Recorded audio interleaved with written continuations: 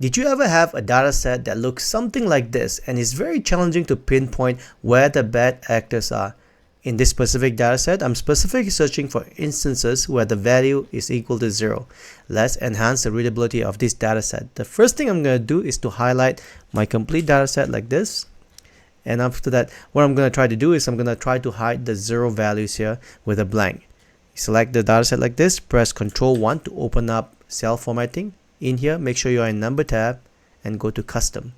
And in here, you're going to type 0, semicolon, semicolon, and click on OK. And you can see all the 0 values are actually hidden away.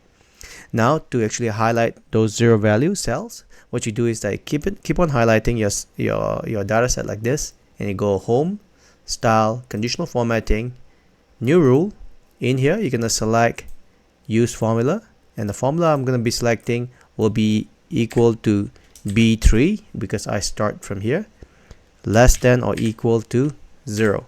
So this is going to highlight anything that has 0 or less. And you go Format, and I'm going to select the Fill tab and select the color that you want to highlight. I'm going to highlight as red, and I click OK and OK. So you can see any cells that has 0 values, has no value showing on it, and they are all highlighted in red.